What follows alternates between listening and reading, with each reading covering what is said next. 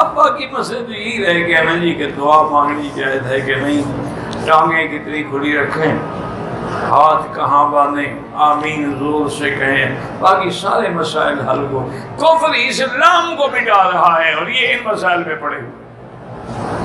یہی ہوا تھا جب غرناطہ اور اسپین جو ہے نا مسلمانوں کے ہاتھوں سے نکلے تھے، اس وقت بھی اس پہ بحث ہو رہی تھی کہ کوا حلال ہے یا حرام ہے، مناظرے ہوتے تھے باقاعدہ۔ نتیجہ کیا نکلا کہ ملک بھی چلا گیا۔ صحابہ رضوان اللہ علیہم اجمعین نے جو 80 لاکھ مربع میل پہ اسلام کا پرچم لہرایا، ہم نے سارا ضائع کر دیا۔ خود اندازہ کر لیں کہ کہاں مدینہ منورہ ہے، کہاں بغداد ہے، اور کہاں آپ کا انڈیا ہے، کہاں گجرات ہے، کہاں وسط ایشیا کی ریاستیں، وہاں تک بھی اسلام پہنچا۔ کہاں سندھ ہے، کہاں ملتان ہے، محمد بن قاسم پہنچا۔ ہوائی جہاز نہیں تھے، اونٹوں پہ چڑھے، اونٹوں پہ سفر کر کے پہنچے۔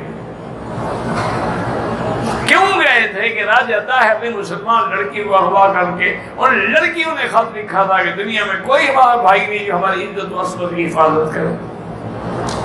جس کو آپ دنیا کا بڑا ظالم کہتے ہیں حجاج، اسی نے حکم دیا تھا محمد بن قاسم کو، وہ گورنر تھا، محمد بن قاسم اس کا داماد بھی تھا، بھتیجا بھی تھا، حکم دیا تھا کہ یہاں سے فوج لے کے چلو اور راجہ طاہر کی اینٹ سے اینٹ بجا ڈالو، مٹا ڈالو دنیا میں سے کفر کو۔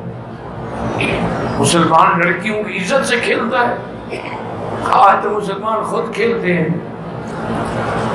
آج تو مسلمان خود لڑکیاں بیچتے ہیں، آج تو مسلمان جناب خاوند اپنی بیوی کو سپلائی کرتا ہے، بھائی اپنی بہن کی دلالی دیتا ہے، تو ہم تو برباد ہو گئے۔ باقی یہی مسائل ہے جن پہ ہم لڑتے رہے۔